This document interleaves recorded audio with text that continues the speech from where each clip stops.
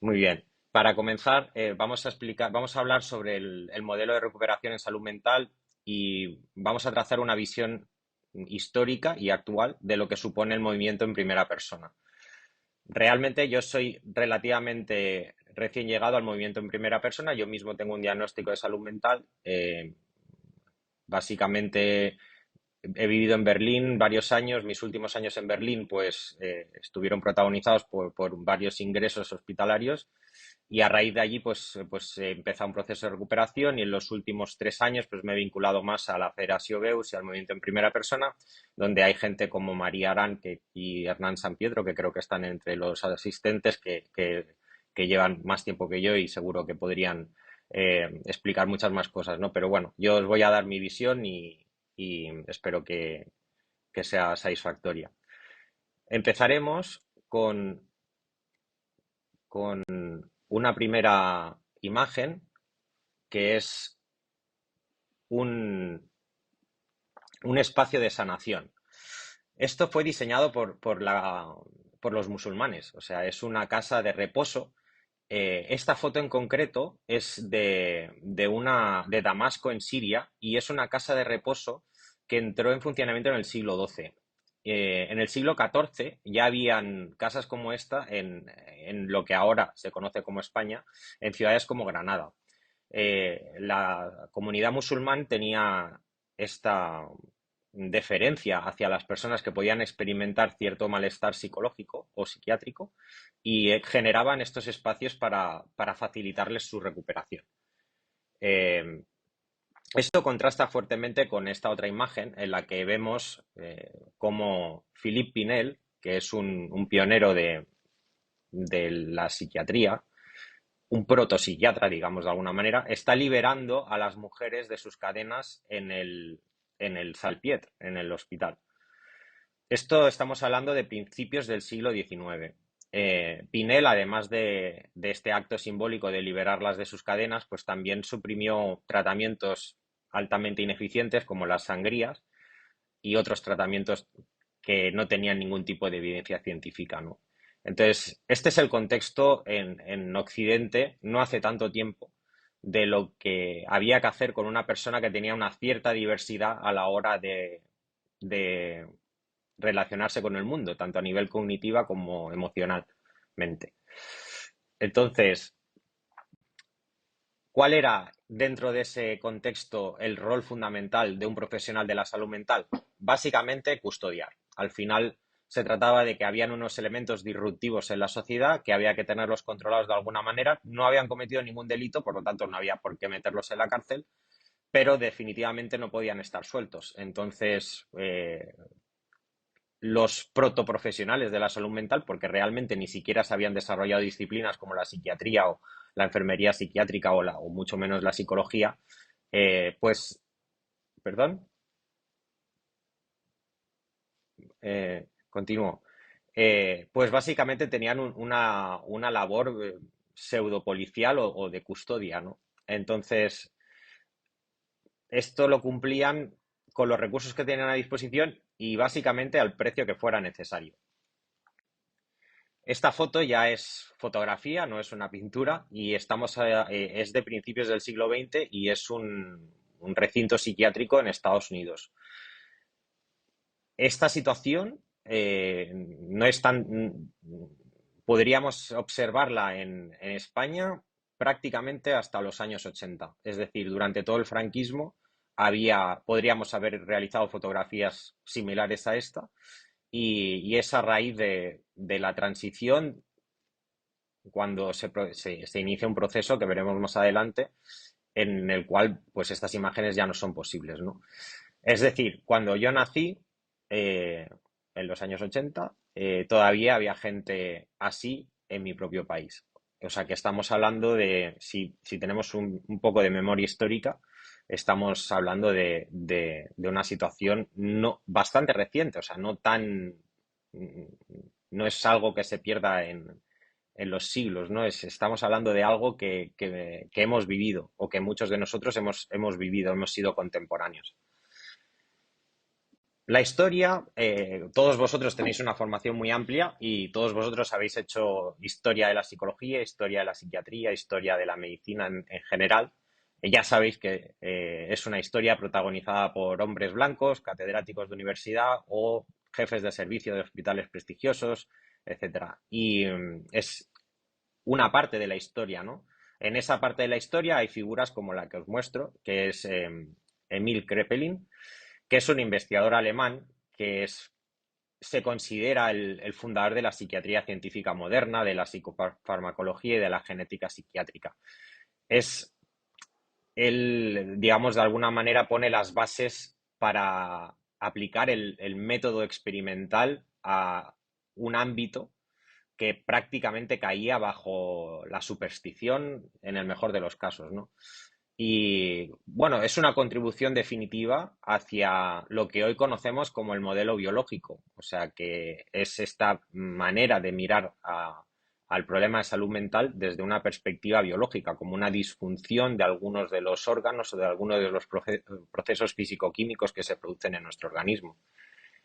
Otro hombre blanco heterosexual que seguramente conocéis porque se convirtió en una figura icónica del siglo XX junto con otros científicos como Einstein o figuras culturales, pues es el archifamoso Sigmund Freud, el cual no tiene una visión biologicista, pero que sí que mantiene un cierto empeño científico, porque su objetivo fundamental es buscar las causas últimas de los trastornos, ¿no? O sea, no los acepta como algo inevitable, como un destino inexorable, sino que se plantea cómo han podido surgir, de dónde han podido originarse estas cosas. Y a diferencia de Kraepelin y de todo el modelo biologicista, Sigmund Freud opta más por los factores ambientales, que es lo que a día de hoy conocemos como factores ambientales, como pueden ser los traumas, las etapas del desarrollo humano, el tipo de crianza, etcétera, ¿no? Es el primero que se plantea indagar en este tipo de etiología y, y estas dos figuras, de hecho, tanto Kraepelin como Freud, podrían simbolizar un poco este debate que se ha eternizado durante todo el siglo XX entre naturaleza y crianza, o nature and nurture, o genética y memética, como cada uno le quiera llamar. A mí personalmente me gusta mucho hablar de genética y memética porque es como yo lo entiendo mejor, pero vamos, en el fondo es este debate de dónde vienen los problemas, del sustrato biológico o del sustrato, digamos, memético o de la mente, de la manera como procesamos, etcétera, ¿no? A día de hoy, todos vosotros, igual que yo, pues sabemos que no hay una etiología simplista que pueda imponerse, sino que hay un mix y y que realmente hay que buscar, pues eso, estos modelos más complejos que integran diferentes contribuciones, ¿no? Tanto de un ámbito como del otro. No es fácil reducir a ninguno de los dos y yo creo que a día de hoy hay muy poca gente que se atreva a reducir el debate a algo simplista.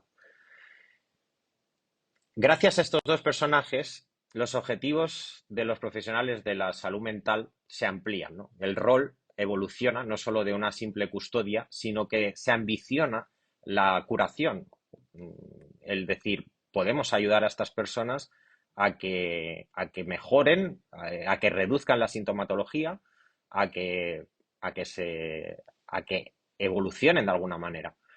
Eh, si lo pensamos, es una consecuencia natural de la ampliación de conocimientos fisiológicos, fisioquímicos, psicológicos. Claro, eso da una capacidad de plantear hipótesis y en el momento en el que se plantean hipótesis, pues se pueden ensayar intervenciones farmacológicas, psicoterapéuticas e incluso quirúrgicas. Y de hecho todo el siglo XX pues hemos podido ver una retahíla de intentos de intervención desde diferentes ámbitos, muchas veces de manera confrontada y exclusivista, ¿no? Cuando en verdad realmente lo que está funcionando en el siglo XXI son estos abordajes multidisciplinares y digamos, caleidoscópicos casi. Por tanto, se inicia una transición desde esa pura custodia hacia la curación, realmente entran en escena los profesionales sanitarios, digamos, y de hecho podemos observar un poco lo que sucede a día de hoy. A día de hoy la salud mental conserva diversos estratos, de alguna manera. Todavía en nuestro sistema tenemos un sustrato de custodia que realmente no se ha eliminado del todo. Y cuando los que habéis podido, digamos, relacionaros con el mundo de la psiquiatría, pues todavía hay figuras como el internamiento involuntario, las contenciones mecánicas, que son símbolos de que ese rol de custodia todavía no nos hemos desprendido de él, ¿no? Y sí que está claro, pues, que hay un rol de curación que sí que está muy asumido dentro del sistema y que nadie duda o nadie cuestiona, aparentemente, porque ahora veremos que sí que hay un cierto cuestionamiento, un cierto amplitud de ese concepto, ¿no? Dentro de esta historia, que es de hombres blancos heterosexuales, faltan en los libros de texto, al menos los que yo estudié en mi carrera, faltan algunas figuras que normalmente pasan desapercibidas y ya que se nos da la oportunidad, pues vamos a ponerlas de manifiesto. Al final uno se pregunta, esas mujeres que estaban encadenadas en Salpiet, eh, ¿qué esperanzas tenían? ¿Cuál era su voz? ¿Cuál es su rol dentro de la sociedad? Eh, ¿Cuál era su vivencia de lo que le estaban pasando? ¿Qué alternativas buscaban? ¿Hablaban entre ellas? ¿De qué hablaban entre ellas?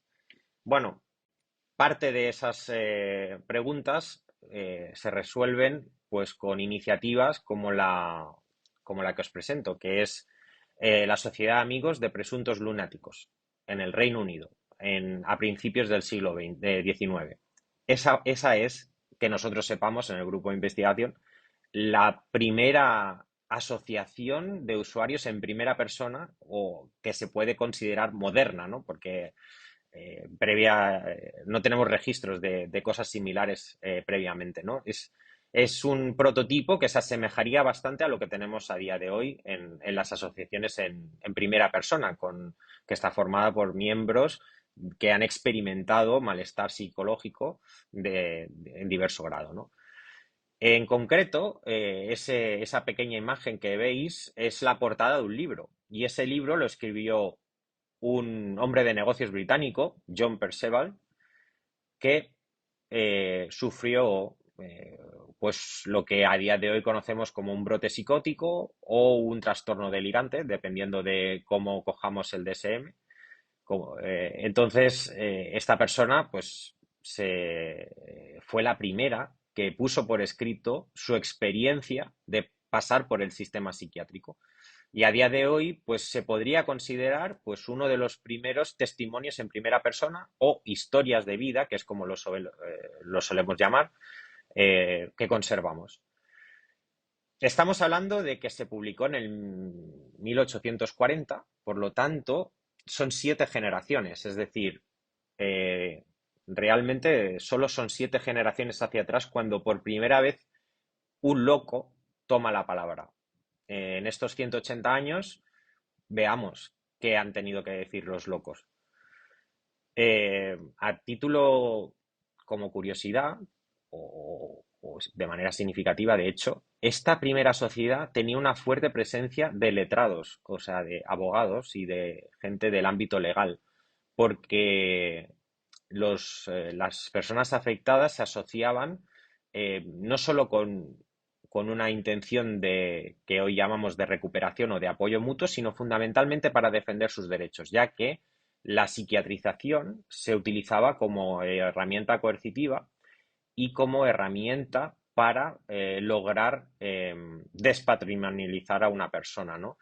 Entonces, claro, estos litigios patrimoniales iban ligados a la condición o al diagnóstico de enfermedad mental y, y de esa necesidad pues surge esa primera asociación donde había un peso del aparato legal que a día de hoy conservamos, porque de hecho en federaciones como BEUS pues hay una parte legal, ¿no? Lo que pasa es que ahora es una de las patas, no es la única pata, o sea, de todo la federación.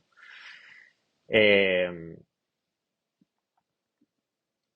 Georgina Weldon es otra persona que os quiero presentar y que es un ejemplo de este fenómeno que os decía de la lucha patrimonial, ¿no? En su caso, su marido la, intentó aprovechar sus problemas de salud mental como excusa para apropiarse de su patrimonio. De hecho, habían otros casos, hay casos documentados de personas que alegan trastorno mental para poder proceder a un divorcio, cuando en esa época los divorcios pues estaban muy restringidos, si es que estaban permitidos, etcétera, ¿no? En el caso de Georgina Weldon, ella sentó un precedente porque fue la primera loca, entre comillas, que ganó un juicio. Entonces, bueno, es una heroína en ese sentido, ¿no?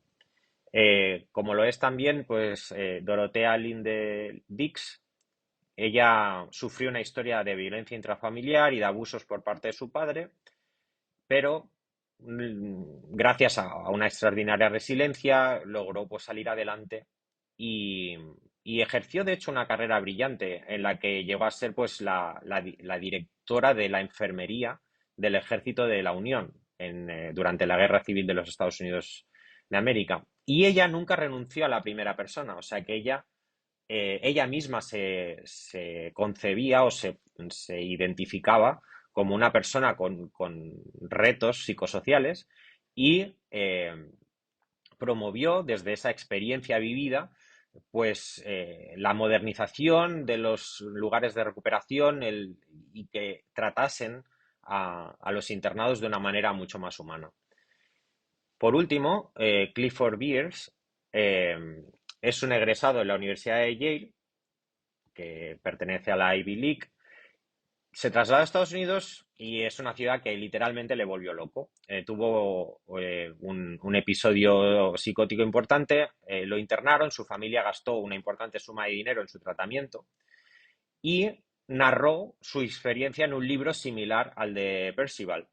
Eh, ¿Cuál es la aportación genial, diría yo, de Beers? Pues que pese a que partió de unas posturas realmente muy críticas y casi diríamos que antisistema, abolicionistas de la psiquiatría, luego evolucionó hacia una postura más reformista y gracias a su amistad con el director del Johns Hopkins de Nueva York, el hospital, pues introdujo un concepto que pervive a día de hoy, que es el de higiene mental, ¿no? Entonces, es una palabra que a día de hoy nos suena un pelín arcaica, pero sí que es cierto que introduce una herramienta básica dentro del elenco que disponemos a día de hoy, que es la terapia ocupacional. Gracias a él, se empezaron a ensayar las primeras terapias ocupacionales. Dentro de esta revisión histórica hay un papel importante para este señor y el movimiento que representa, que es el famoso movimiento de la antipsiquiatría. Básicamente, la antipsiquiatría nace al calor del mayo del 68, por tanto, es una aplicación de las tesis marxistas, una revisión marxista de lo que hace la psiquiatría. Esto introduce una serie de elementos de crítica y de reflexión, de cuestionamiento, que conduce pues a cuestionar el status quo y a plantear reformas, ¿no? Es una respuesta minoritaria a la ideología psiquiátrica dominante y que en sí misma no pertenece a los movimientos en primera persona porque se trata de psiquiatras, o sea, de personas con una carrera médica, pero que sí que tiene una conexión cercana con el movimiento en primera persona, ya que existen unas sinergias entre estas posiciones críticas de la antipsiquiatría y los movimientos en primera persona. Sí que es cierto que la antipsiquiatría como tal se enfoca mucho sobre la parte psiquiátrica y el movimiento en primera persona tiene un interés más transversal, o sea, no solo estamos para eh, catalizar los cambios en la comunidad psiquiátrica, sino que hay otros ámbitos también a nivel social, psicológico, etcétera, ¿no? Entonces, pero sí que es cierto que está la irrupción o la revitalización de los movimientos en primera persona a partir de los años 60 no se podría entender sin una referencia a la antipsiquiatría. De hecho, la antipsiquiatría es un elemento clave junto con la revolución farmacológica. Como sabéis, En los años 50 se empiezan a sintetizar los primeros neurolépticos o antipsicóticos.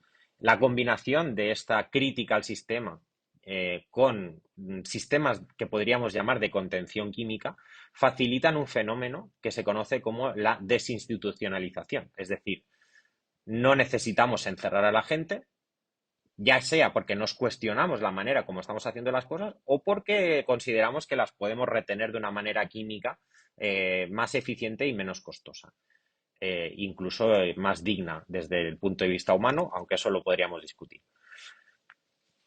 Esta desinstitucionalización se ha ido produciendo desde los años 60-70 a diferentes velocidades según los países. Occidente pues va por delante. Tenemos países en otros estados, bueno, con otras coordenadas de desarrollo que, en las que podríamos encontrar todavía bastante institucionalización e incluso dentro de un mismo país podemos encontrar instituciones que tienen diferentes grados y diferentes aproximaciones a lo que es la institucionalización o lo que son la aplicación de medidas coercitivas de tipo físico.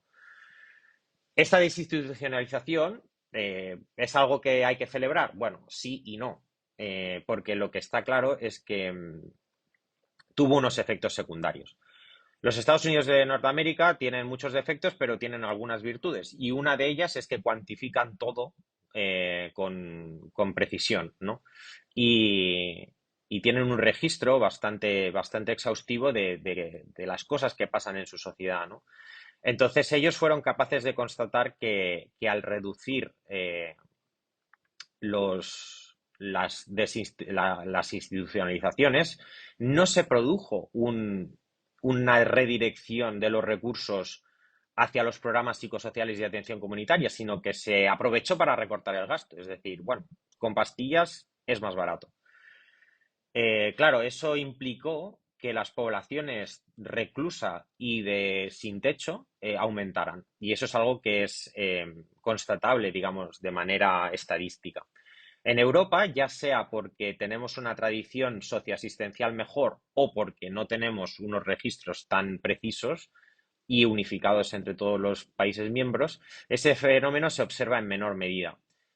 A día de hoy todavía hay voces críticas con la desinstitucionalización. O sea, existen posiciones de tono más paternalista e incluso en Cataluña tenemos asociaciones de, que tienen pues posicionamientos más institucionalizadores, es decir, la solución, lo mejor para mi familiar, lo mejor para esta persona querida, es que la encerremos. Y también hay críticas a la manera como se hizo, es decir, bueno, podemos estar de acuerdo de que desinstitucionalizar es lo mejor, pero criticamos ese corte de recursos de un lado para otro.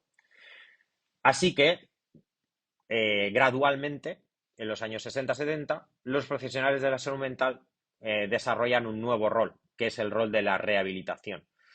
Eh, ya no solo se trata de curar a la persona, sino ayudarla a reintegrarse o a veces integrarse por primera vez a una sociedad desde su propia diversidad, o sea, intentando adaptarse desde su diversidad y por lo tanto también intentando promover que la sociedad se adapte a esas diversidades. Pero bueno, sobre todo poniendo el foco en que la persona venza esas resistencias que le pueden provocar su propia diversidad.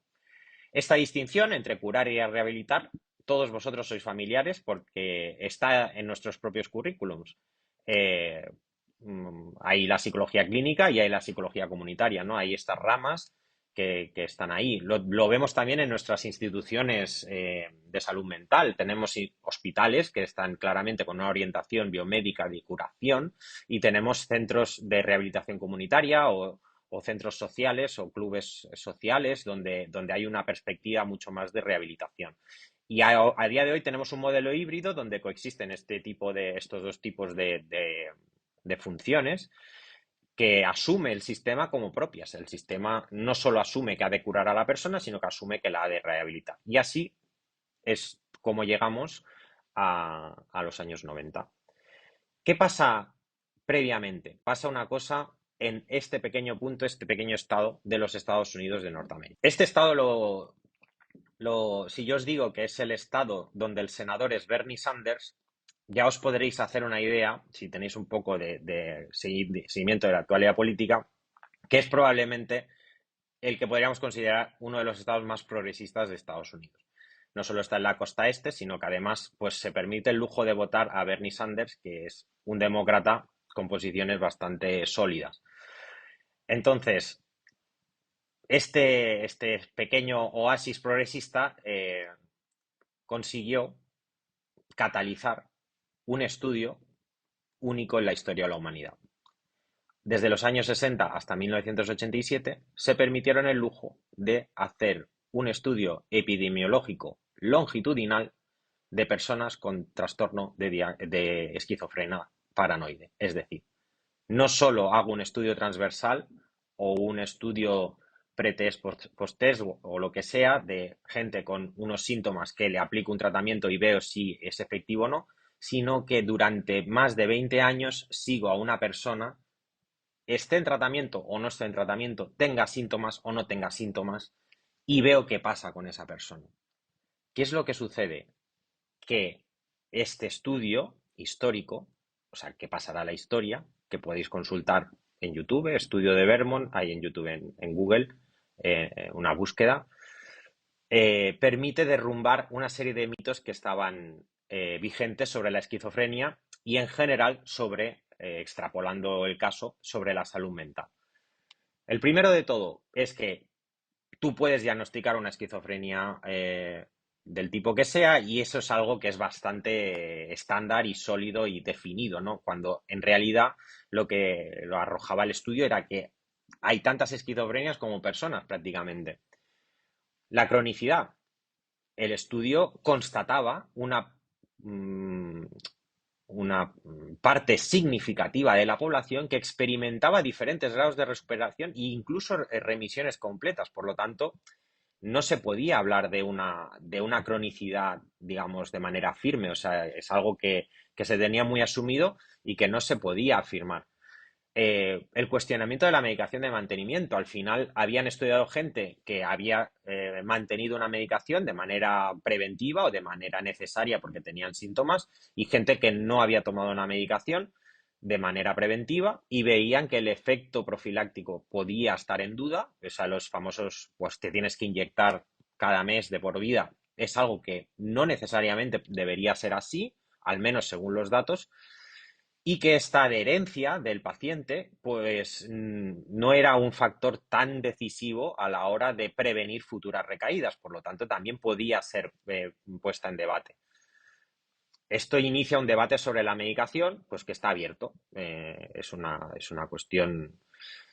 Había también un mito que es que si tú tienes una persona que tiene una esquizofrenia paranoide, no le pongas a hablar con el psicólogo porque no va a servir para nada. Falso. Pues había gente que con sus propios recursos, porque no era un servicio contemplado desde la sanidad en aquella época, se habían permitido terapias de tipo psicológico de diversos ámbitos, de diversas escuelas, y habían tenido un efecto que era constatable en el estudio longitudinal. Otro mito es que una persona no se puede rehabilitar hasta que no se estabiliza. Es decir, primero te curo y después ya intentas hacer algo con tu vida, ¿no? Y lo que muestra el estudio es que poder rehabilitarse mientras todavía hay una serie de síntomas positivos, como pueden ser las alucinaciones acústicas o visuales, es posible y es deseable. Y que una alucinación no es una condición, tener una alucinación es una condición necesaria y suficiente para no poder ejercer una actividad, sino que una persona puede convivir con esos síntomas positivos y desarrollar una vida plena. O sea, no son un stopper ineludible. Eh, Otro mito era el deterioro cognitivo irreversible, que es algo que, de hecho, yo, por ejemplo, lo he estudiado en la carrera, o sea, que nos han enseñado, no, no, en la esquizofrenia hay que un deterioro cognitivo irreversible. Bueno, ese estudio lo cuestiona también porque sí que muestra casos en los que eso no es así y en el momento en el que tenemos excepciones habría que revisar el modelo. La incapacidad laboral, por ejemplo, y, y introdujo este elemento de la familia como agente etiológico, que es algo que ya las familias de psicología sistémica habían apuntado, y lo que especificó es que si bien no se puede decir que la familia es el origen de todo, que son las posiciones maximalistas sistémicas, sí que es cierto que hay un factor que puede ser desencadenante o de mantenimiento o ambos. Y este estudio lo puso de manifiesto. Aquí tenemos a Judy Chamberlain, que impulsada en parte gracias a estos descubrimientos de Vermont, eh, impulsó en el Congreso de los Estados Unidos en el año 2000 un documento de derechos de las personas etiquetadas como personas con trastorno psiquiátrico. Y en este caldo de cultivo, tanto científico como de activismo, propició la aparición de Bill Anthony, que es un investigador de la Universidad de Boston que realizó una recopilación sistemática de lo que en esa década de los 80 se empezó a llamar la recuperación. Esa recuperación, un factor importante de esa recuperación es que algunas personas afectadas pudieron publicar en revistas como Schizophrenia Bulletin su testimonio en primera persona. Recogiendo esos testimonios, Bill Anthony descubrió que estas personas preferían hablar de recuperación en vez de curación. Y en torno a este concepto elaboró un paper famoso en el año 1993 que se llama Recovery from Mental Illness, The Guiding Vision of the Mental Health Service System in the 90s. O sea que él propuso una revisión del sistema de salud mental muy ambiciosa. Tiene una frase paradigmática que es nadie sería considerado demasiado ciego para aprender braille. Y esto se nos puede aplicar también al colectivo que tenemos problemas de salud mental. Es como no hay excusas de que está demasiado mal. O sea, nadie está demasiado mal para nada. O sea, algo se puede hacer. Esto posibilita que dentro de la salud mental se incluya un nuevo rol, que es el de la recuperación. Y esta recuperación se entiende como acompañamiento también.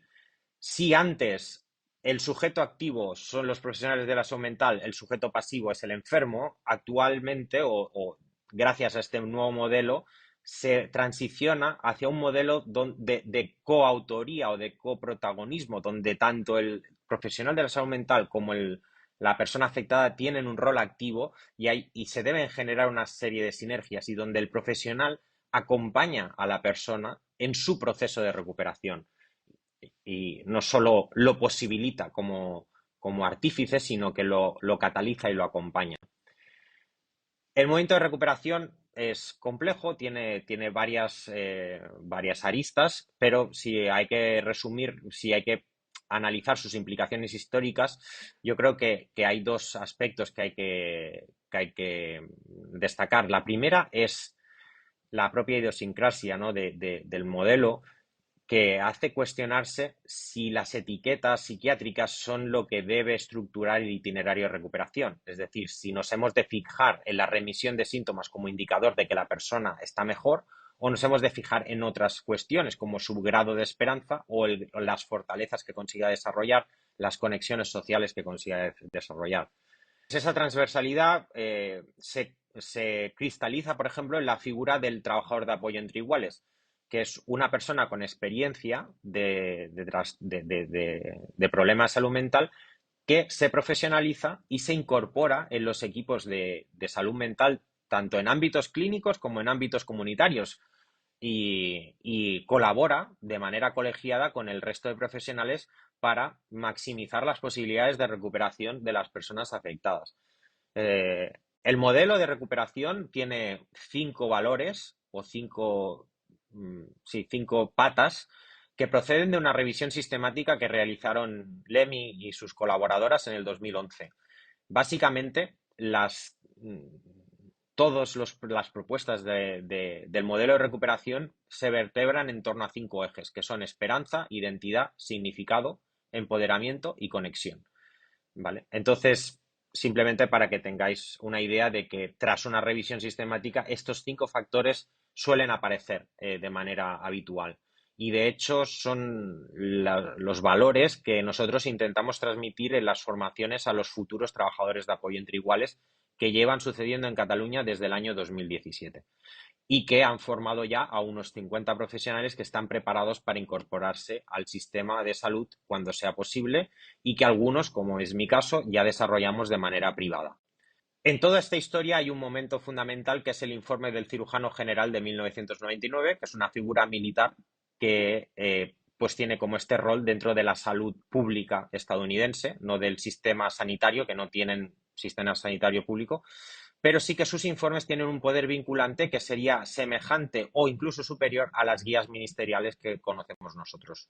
En este informe del cirujano exige que toda la atención en salud mental esté centrada y orientada al usuario y utiliza el modelo de recuperación, utiliza esta palabra, es decir, el objetivo no es reducir los síntomas, sino que hay que restablecer una vida significativa y productiva. Vuestros compañeros, colegas mayores que vosotros, cuando vieron esto, pues se le pusieron los ojos como platos, ya que es algo que a lo que no habían sido expuestos durante su formación, no tenían una familiarización y que requería un esfuerzo de adaptación que a vosotros probablemente os cueste menos. Reacciones. Bueno, esto ya lo estamos haciendo en el fondo, cuando en verdad no se trata simplemente de añadir un pequeño barniz, sino que se trata de buscar cambios profundos. Bueno, la salud mental es como cualquier otra enfermedad. Bueno, se lo podemos comparar realmente con las enfermedades somáticas crónicas. Eh, si es así, estamos haciendo el mismo esfuerzo por un problema de salud mental que por la diabetes. Bueno, se producían estas reacciones. ¿Qué pasó? El cirujano general, al poner esto en su informe, implica que muchas administraciones públicas y fundaciones privadas empiezan a destinar dinero hacia el modelo de recuperación en forma de becas, proyectos financiados o programas públicos, y hay algunos de los profesionales de la salud mental que se apuntan al carro porque hay pasta y cruzan los dedos para que no les pillen, ¿no? Es decir, bueno, yo le doy un barniz a esto y si cuela, cuela.